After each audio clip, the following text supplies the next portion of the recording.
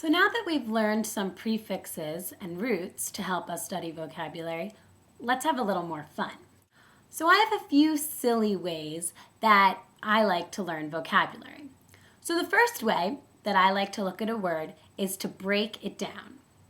So let's look at a few examples. The first word we'll look at is prodigal. So we've probably all heard this word, and maybe you think it means something good because we've heard the phrase, the prodigal son. But what does it actually mean? It doesn't actually mean something good. So let's break down the word to help us try to remember it. So in the word prodigal, we see first Prada and then gal. So if you're a Prada gal, you're probably going to spend a lot of money. And guess what? The definition of prodigal is wasteful with money. Therefore, we can remember prodigal, and we'll always remember that prodigal means wasteful with money. Well, let's look at another example just to see how we can break it down. You can get creative with these, like this next one.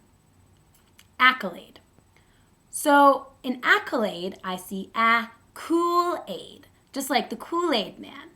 And the Kool-Aid man always says, "Oh yeah." That's his catchphrase because he praises everything. And what's the definition of accolade? Praise.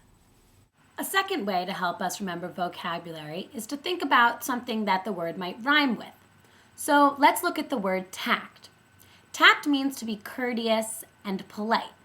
So if we remember the phrase, if you don't have tact, you're going to get smacked, we can always remember that we need to be polite, otherwise we might get smacked. A third fun way to remember vocabulary word is to think about characters. So a lot of times characters in books and movies are often given their names for a reason. So if the name of a character that you're familiar with sounds awfully familiar to a word that you're studying, it's probably not an accident. So my favorite example is the word Bane. He's also a character from the most recent Batman movie. And who was Bane in this Batman movie? Well, he was the villain and he tried to destroy Gotham.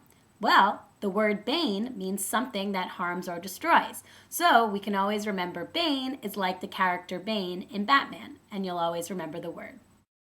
For more information, please visit our website at www.sandersontestprep.com.